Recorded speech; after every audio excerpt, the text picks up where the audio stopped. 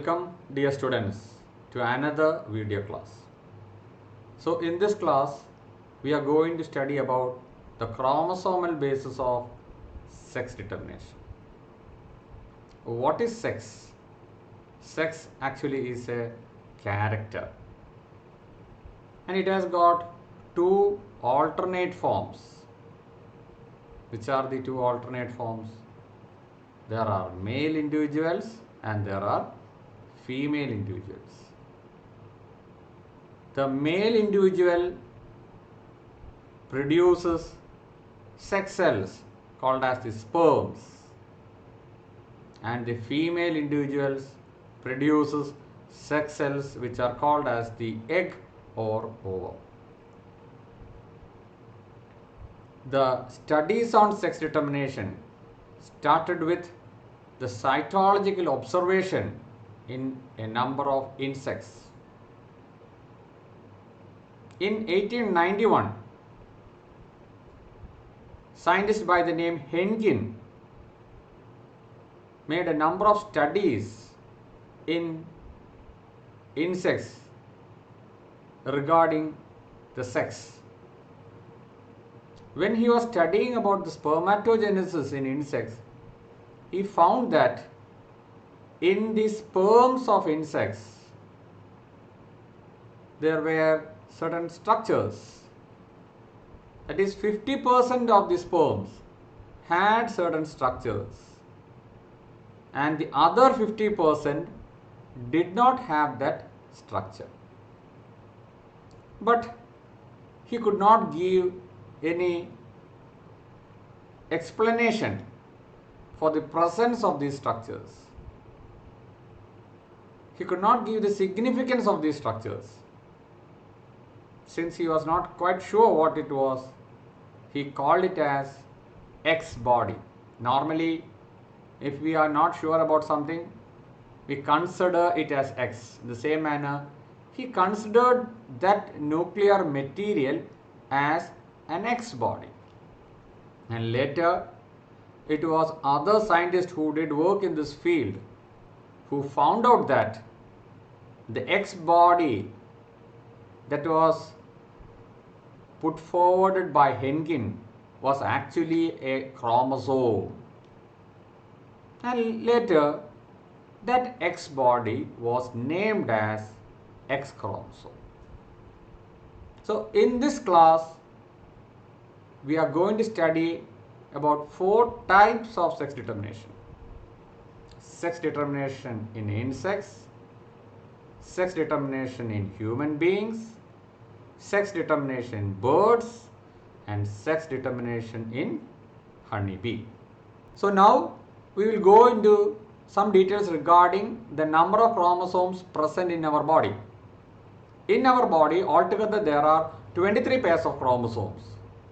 If there are 23 pairs of chromosomes, that means there are altogether 46 chromosomes. And out of the 46 chromosomes, 44 are called as autosomes. Autosomes are chromosomes which are concerned with our bodily characters. And the remaining 2 chromosomes, they are called as the sex chromosomes or allosomes. So in our case, we have 44 autosomes and 2 sex chromosomes, and the 2 sex chromosomes are X chromosomes and Y chromosomes. So keeping this in mind, we will go to understand how the process of sex determination takes place in different animals. First, we will study about the chromosomal basis of sex determination in the case of insects. So now we will go into details regarding sex determination in insects.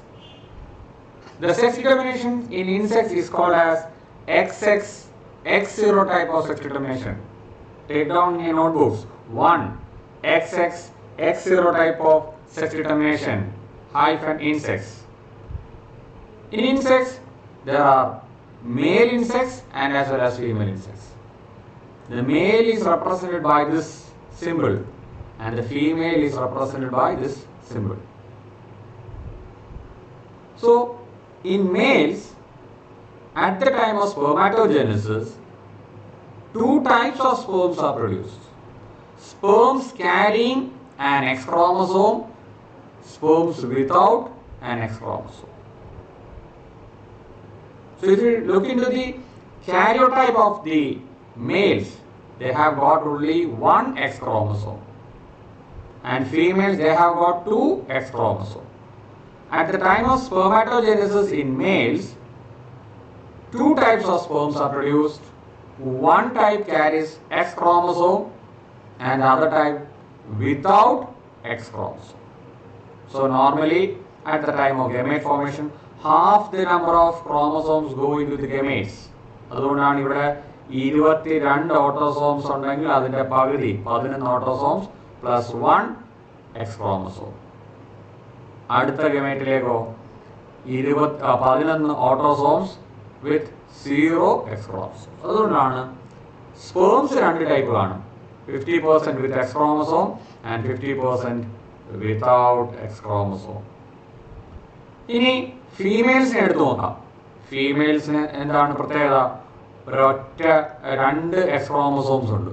അതുകൊണ്ട് produce ചെയ്യുന്ന എല്ലാ എഗ്ഗിനും അല്ലെങ്കിൽ ഓവയ്ക്ക് അതിൻ്റെ അകത്ത് half the number of X chromosomes ആണ്. So all the eggs will be carrying X chromosome. ഇനി അങ്ങനെ ഈ എക്സ് ക്രോമസോം ക്യാരി ചെയ്യുന്ന എഗ്ഗിനെ ഈ സ്പേം വന്ന് ഫെർട്ടിലൈസ് ചെയ്യുവാണെങ്കിൽ എന്തായിരിക്കും റിസൾട്ട്? നമ്മൾ ഈ രീതിയിലുള്ള ഫെർട്ടിലൈസേഷൻ ഒക്കെ പഠിച്ചിട്ടുള്ളതാണ്.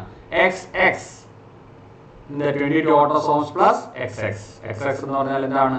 ഇൻസെക്ട്സിന്റെ കേസിൽ ഫീമെയിൽസ് ആണ്. ഇനി ഈ egg 11 autosomes with no X chromosome, 0 X chromosome ആയിട്ടാണ് ഫെർട്ടിലൈസേഷൻ നടക്കുന്നതെങ്കിൽ എന്തായിരിക്കും? X0 ആണ് ഇവിടെ ഉണ്ടാകുന്നത്. ഒരു എക്സ് ക്രോമസോമേ ഇവിടെ കാണത്തുള്ളൂ. ഒരു എക്സ് ക്രോമസോം ഉണ്ടെങ്കിൽ അത് എന്തായിരിക്കും? മെയിൽസ് ആയിരിക്കും.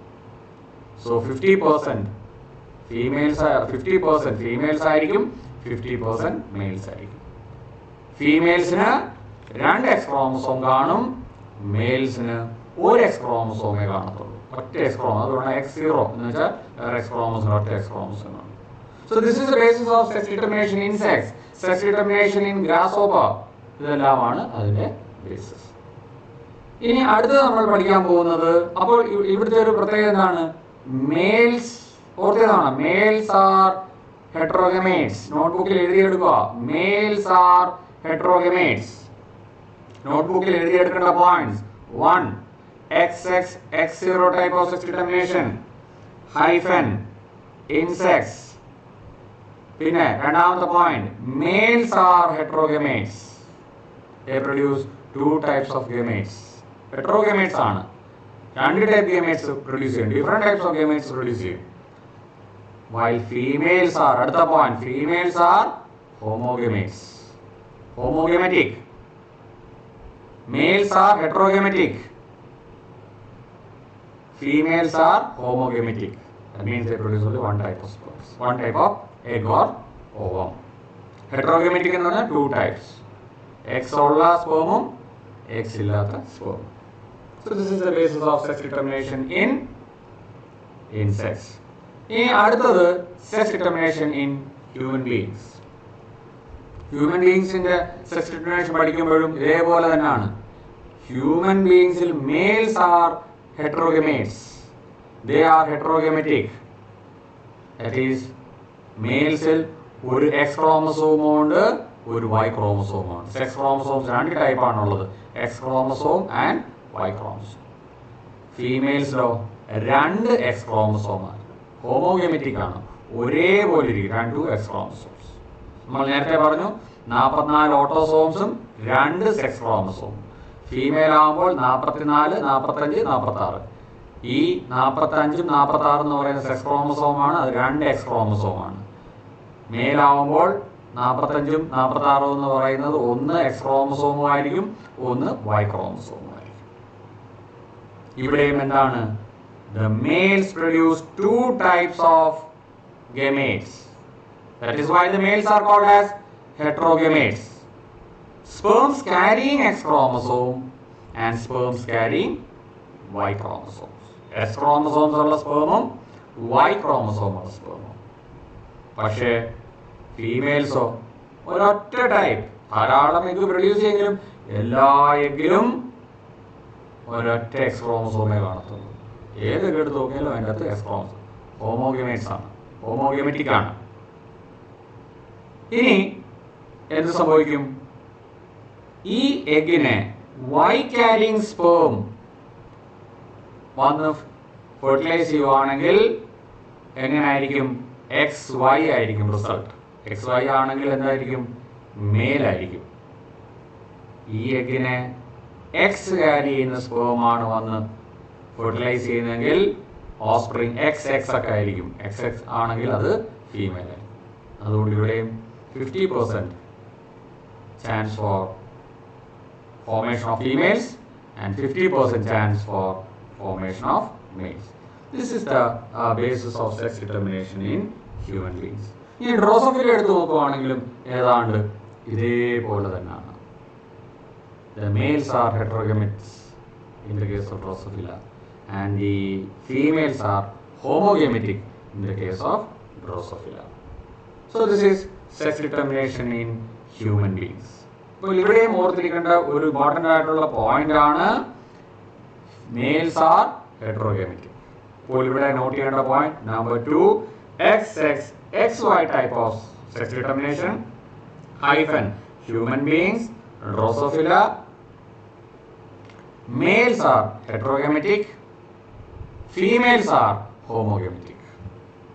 ഇത്രയും ക്ലിയർ ആയല്ലോ. ഇനി നമ്മൾ മൂന്നാമത്തെ ടൈപ്പ് സെക്സ് ഡിറ്റർമിനേഷനിലേക്ക് പോവാണ്. മൂന്നാമത്തെ ടൈപ്പ് സെക്സ് ഡിറ്റർമിനേഷൻ എന്ന് പറയുന്നത് സെക്സ് ഡിറ്റർമിനേഷൻ ഇൻ ബേർഡ്സ്. ഇവിടെ ഒരു ചെറിയൊരു വ്യത്യാസം വരുന്നു. നേരത്തെ ഇൻസെക്ട്സിനെ പറ്റി പറഞ്ഞപ്പോഴും മെയിൽസ് ആയിരുന്നു ഹെറ്ററോഗാമെറ്റിക്. ഹ്യൂമൻ ബീങ്സിലേക്ക് വന്നപ്പോഴും അവിടെയും മെയിൽസ് തന്നെ ആയിരുന്നു ഹെറ്ററോഗാമെറ്റിക്. Produces 2 types of sperms in the case of human beings, X carrying sperms and Y carrying sperms. പക്ഷെ ബേർഡ്സിന്റെ കാര്യത്തിൽ വന്നപ്പോൾ എന്ത് സംഭവിച്ചു?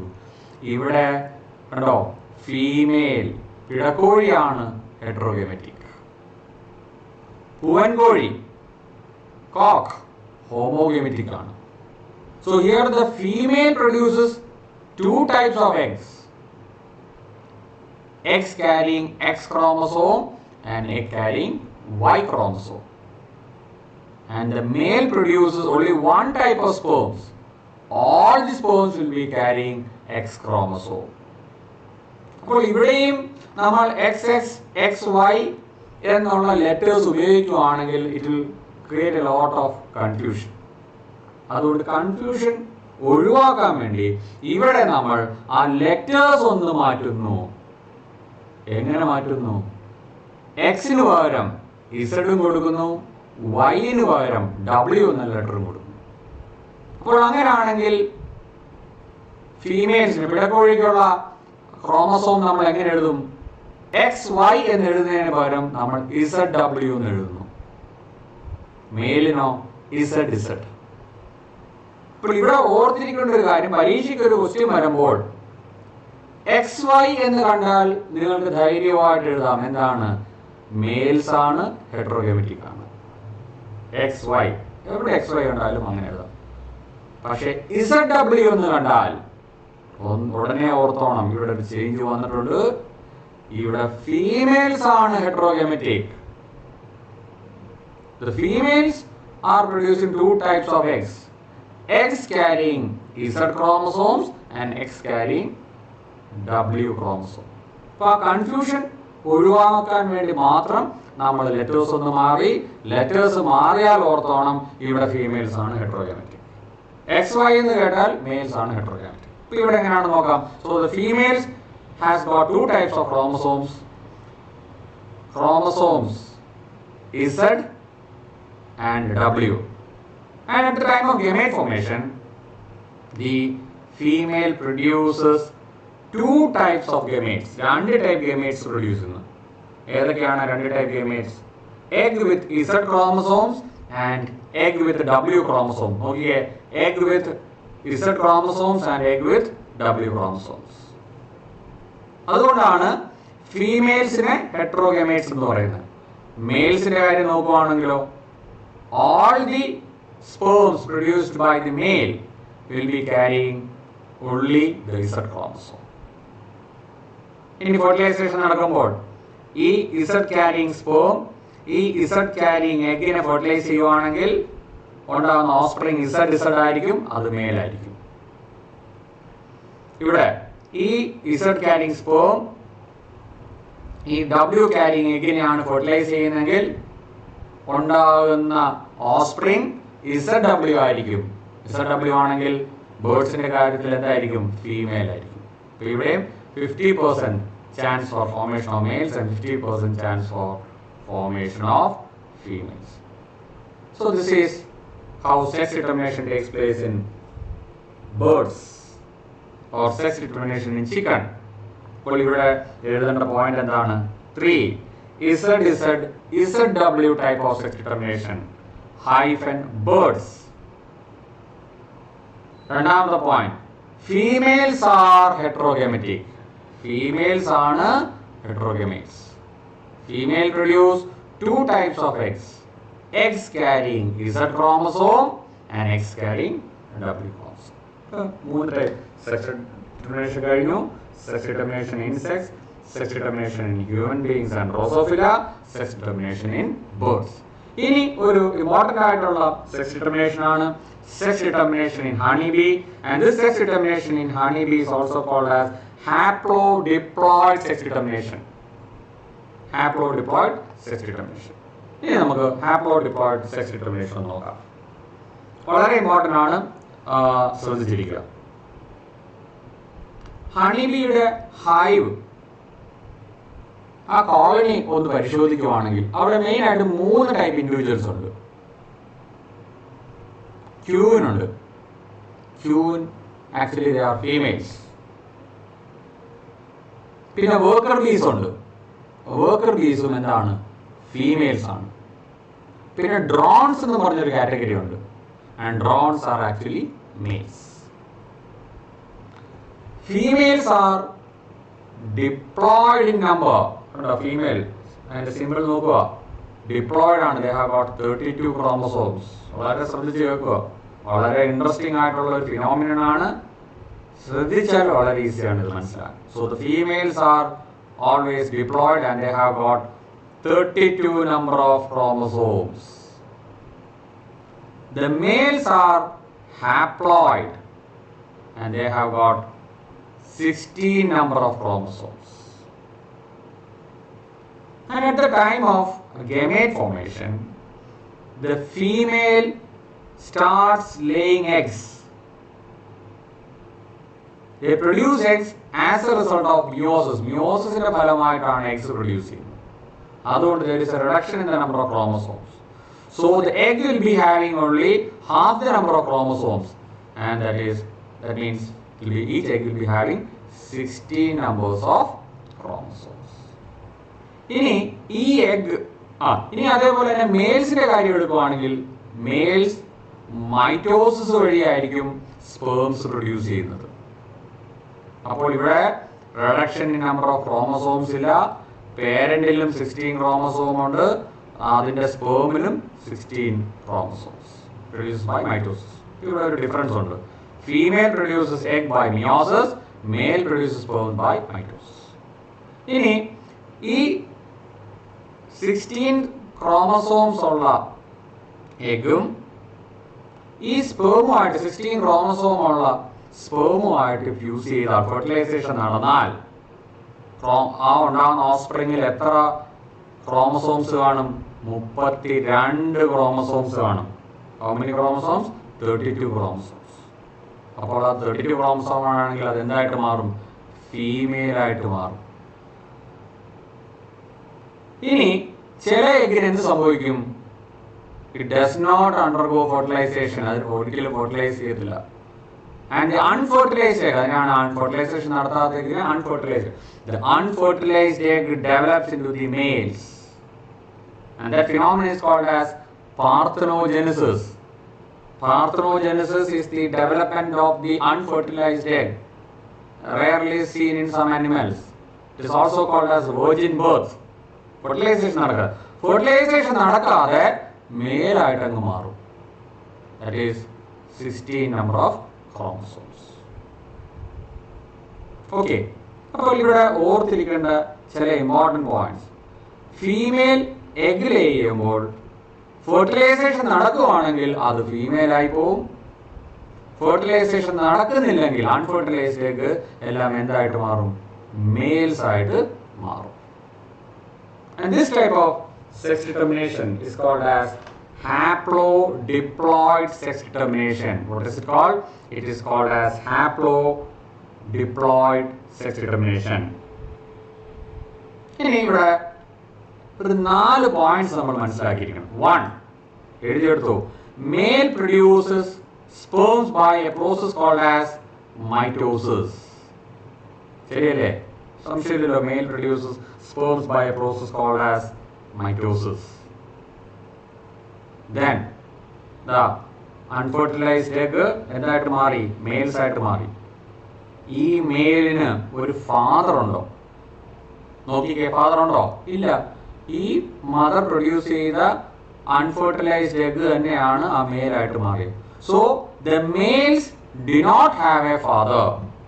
രണ്ടാമത്തെ പോയിന്റ് ആണ്, males do not have a father. ഇനി വേറൊരു ഇമ്പോർട്ടൻറ്റ് പോയിന്റ്, ഈ മെയിലിനെ ഒന്ന് നോക്കിക്കേ. ഈ മെയിലിന്റെ സ്പേമും ഈ ഫീമെയിലിന്റെ എഗും കൂടി ഫ്യൂസ് ചെയ്ത് എന്തുണ്ടായി? ഒരു ഫീമെയിൽ ഉണ്ടായി. The males do not have sons. ശരിയല്ലേ? മെയിലിന് സൺ ഉണ്ടാകാറുണ്ടോ? സൺ ഉണ്ടാകത്തില്ല. കാരണം മെയിലിന്റെ സ്പേം എഗുമായിട്ട് ഫ്യൂസ് ചെയ്താൽ അത് ഫീമെയിൽ ആയി പോകും. So the males do not have sons. പക്ഷേ ഫീമെയിൽ, ഈ ഫീമെയിൽ അത് തന്നെയാണല്ലോ നമുക്ക് വേണമെങ്കിൽ ഇതാണെന്ന് പറയാം. The females have got sons. Females എന്തുണ്ട്? Sons ഉണ്ട്. So this son, ഈ സണ്ണിന് has got a grandfather. ഒരു ഗ്രാൻഡ് ഉണ്ട്. കാരണം എന്താണ്? ഇതൊരു ഫീമെയിൽ ആണെങ്കിൽ, ഇതൊരു ഫീമെയിൽ ആണല്ലോ, ഈ ഫീമെയിലിന് മെയിലും ഉണ്ടാകാം ഫീമെയിലും ഉണ്ടാകാം. പക്ഷെ ഈ മെയിലിന്, അതായത് ഈ മെയിലിന് എന്തുണ്ട്? ഒരു ഗ്രാൻഡ് ഫാദർ ഉണ്ട്. ഈ ഗ്രാൻഡ് ഫാദറിനെ നോക്കിക്കേ, സണ്ണില്ല. സണ്ണില്ലെങ്കിലും എന്തുണ്ട്? ഗ്രാൻഡ് സൺ ഉണ്ട്. Even though they are not having sons, they are having grandsons. അങ്ങനെ ഒരു റിലേഷൻ ഉണ്ട്. ഒരു രസകരമായിട്ടുള്ള ഒരു റിലേഷനാണ്. ഒരിക്കൽ കൂടി അല്പം കൺഫ്യൂസിങ് ആണ്. നിങ്ങൾ ഈ വീഡിയോ, ഞാൻ ഓരോ പോയിന്റ് പറയുമ്പോഴും ആ വീഡിയോ പോസ് ചെയ്ത് ഈ പടം നോക്കി അതൊന്ന് മനസ്സിലാക്കിയാൽ മതി. Males produce sperms by mitosis. അതിനൊരു സംശയമില്ല. Males produce sperms by mitosis. അടുത്തൊരു point, female produce egg by meiosis. രണ്ടാമത്തെ പോയിന്റ് പറഞ്ഞ എന്താണ്? Males do not have father. അവിടെയും കൺഫ്യൂഷൻ ഒന്നുമില്ല. ഈ പടം നോക്കുമ്പോൾ തന്നെ അറിയാം. അൺഫെർട്ടിലൈസ്ഡ് എഗ് ആണ് മെയിലായിട്ട് മാറിയത്. ഇതിന് എന്തില്ല? ഫെർട്ടിലൈസേഷൻ നടന്നില്ല. ഫെർട്ടിലൈസേഷൻ നടന്നാലല്ലേ അച്ഛനുണ്ടെന്ന് പറയാൻ പറ്റത്തുള്ളൂ. The males do not have father. Second point, അവിടെയും സംശയമൊന്നുമില്ല. ഇനി ഇവിടെ നോക്കിക്കേ, ഇവിടെ മെയിൽസ് ഉണ്ടോ? സൺസ് ഉണ്ടോ? ഇല്ല. ഈ മെയിലിന് ഫീമെയിൽ മാത്രമേ ഉണ്ടാകത്തുള്ളൂ. അതാണ് മൂന്നാമത്തെ point. Males do not have sons. Males do not have sons. അടുത്ത പോയിന്റ് ആണ് കൺഫ്യൂഷൻ ഉണ്ടാക്കുന്നത്. Males have got grandson. മകനില്ല, പക്ഷേ കൊച്ചുമോനുണ്ട്. അതെങ്ങനെയാണ്? കാരണം എന്താ? ഈ ഫീമെയിൽ നമുക്ക് ഇതാണെന്ന് കൺസിഡർ ചെയ്യാലോ. ഈ ഫീമെയിൽ എന്തുണ്ട്? ദാ ഒരു മകനുണ്ട്. ഈ ഫീമെയിലിന്റെ ഫാദർ എന്ന് പറയുന്ന ആരാണ്? ഈ ഫീമെയിൽ, ഇതാണ് father. So males have got grandson. And grandson has got a grandfather. ഒരു ഇമ്പോർട്ടൻ്റ് ആയിട്ടുള്ള, ഒരു രസകരമായിട്ടുള്ള കാര്യമാണ്. Honeybees, even though the males do not have sons, they have got grandsons, and the grandsons normally have got grandfather. ആ 4 പോയിന്റും കൂടി നിങ്ങളൊന്ന് not ചെയ്യുക. ഹാപ്ലോയിഡ് ഡിപ്ലോയിഡ് സെക്സ് ഡിറ്റർമിനേഷൻ ഉള്ള 4 points ആണ്. Male produces sperms by mitosis. Males do not have father. Males do not have sons. Males have grandfather and grandson. അപ്പോൾ അങ്ങനെ നമ്മൾ ഇന്ന് 4 type sex determination in grasshopper, XX, X0 type of sex determination, sex determination in human beings and Drosophila, XX, XY type of sex determination, sex determination in birds, ZZ, ZW type of sex determination, and sex determination in honeybee, haplodiploid sex determination. നിങ്ങൾ ഇത്രയും പഠിച്ചു. ഇനി കുറച്ച് additional ആയിട്ടുള്ള ഈ ഹണിബിയുടെ sex ഡിറ്റർമിനേഷനെ പറ്റിയുള്ള കുറച്ച് രസകരമായിട്ടുള്ള കുറച്ച് കാര്യങ്ങൾ കൂടി ഒന്ന് കേട്ടിരിക്കും. ജസ്റ്റ് അതൊന്ന് മനസ്സിലാക്കിയിരുന്നാൽ മതി. പരീക്ഷയ്ക്ക് വേണ്ടി ഇത്രയും കാര്യങ്ങൾ മതി. ഇനി പറയുന്ന കാര്യങ്ങൾ ജസ്റ്റ് ഒന്ന് മനസ്സിലാക്കിയിരിക്കും. അപ്പോൾ നമുക്ക് ഈ portions. When it is time for the queen to lay egg, it comes out of the hive and starts a peculiar flight, and that flight is called as the nuptial flight. And during the nuptial flight, drones happens to inseminate the queen. But here the peculiarity is that the sperm does not fertilize the egg at that time. Instead, the sperm is stored in a bag-like structure in the body of the queen.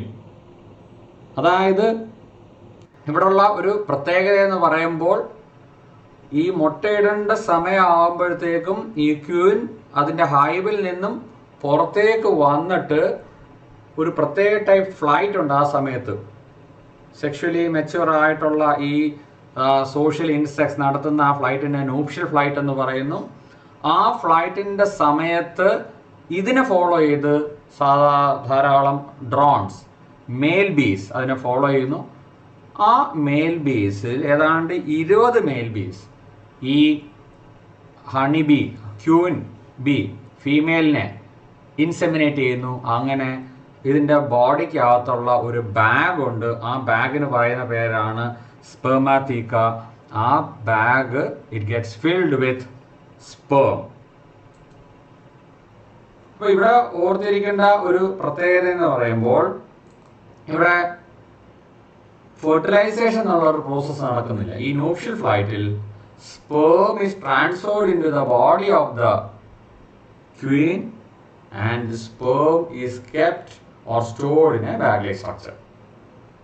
ഇനി fertilisation നടക്കുന്ന സമയത്താണ് ഇനി ഈ queen മുട്ടയിടുന്ന സമയത്താണ് ഈ ക്യൂനാണ് തീരുമാനിക്കുന്നത് ഉണ്ടാകുന്ന honeybee മേലാണോ female ആകണോ എന്ന് തീരുമാനിക്കുന്ന ആരാണ്?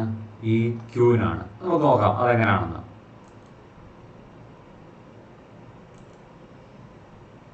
അപ്പോൾ at the time of egg laying, ഇവിടെ നോക്കിക്കേ, ഇതാണ് ആ spermathecal bag. This is the spermathecal bag.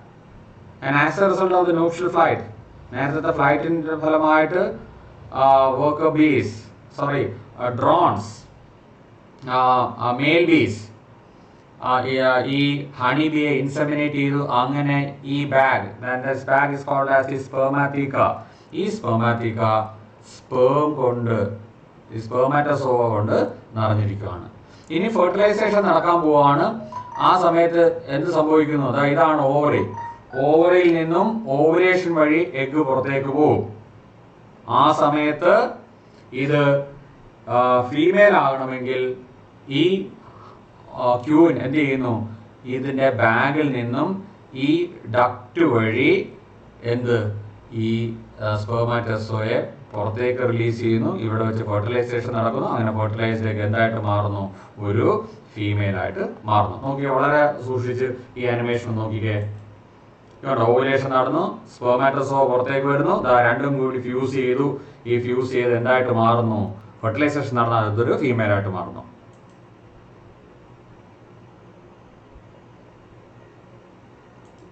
ഇനി നമുക്ക് എങ്ങനെ ഒരു മെയിൽ ഉണ്ടാവുന്നു, ഒരു അൺഫെർട്ടിലൈസ്ഡ് ആയിട്ടുള്ള എഗ് എങ്ങനെ ഈ മദർ പ്രൊഡ്യൂസ് ചെയ്യുന്നു നോക്കാം. ഇവിടെയും സെയിം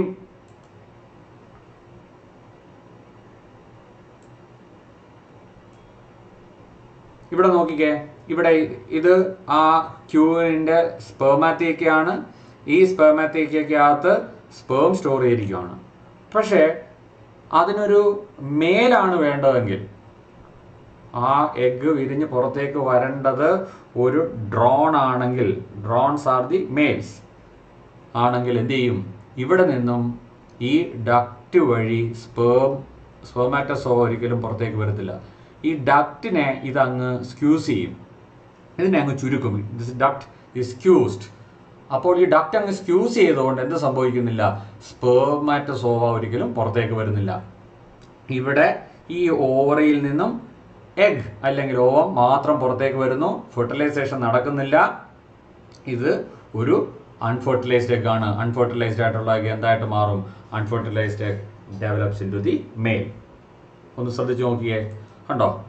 ഓവുലേഷൻ നടന്നു, സ്പെർമാറ്റോസോവ പുറത്തേക്ക് വരുന്നില്ല, അൺഫെർട്ടിലൈസ്ഡ് എഗ് ആണ് develops into the male. അപ്പോൾ ഇങ്ങനെ വളരെ രസകരമായിട്ടുള്ള രീതിയിലുള്ള ഒരു സെക്സ് ഡിറ്റർമിനേഷൻ ആണ് haplodiploid sex determination. And this haplodiploid sex determination is seen in the case of honey bees. അപ്പോൾ ഇവിടെ ഈ ഹണി ബി ക്യൂനാണ് തീരുമാനിക്കുന്നത് അത് പ്രൊഡ്യൂസ് ചെയ്യുന്ന എഗ്ഗിനെ ഫെർട്ടിലൈസ് ചെയ്യണോ വേണ്ടയോ എന്ന്. അത് പ്രൊഡ്യൂസ് ചെയ്യുന്ന എഗ്ഗിന് ഫെർട്ടിലൈസ് ചെയ്താൽ അതൊരു ഫീമെയിൽ ആയിട്ട് മാറും. അത് പ്രൊഡ്യൂസ് ചെയ്യുന്ന എഗ്ഗിനെ ഫെർട്ടിലൈസ് ചെയ്യുന്നില്ലെങ്കിൽ അത് ഒരു മെയിൽ അല്ലെങ്കിൽ ഒരു ഡ്രോൺ ആയിട്ട് മാറും. This type of sex determination is called as haplodiploid sex determination. Thank U.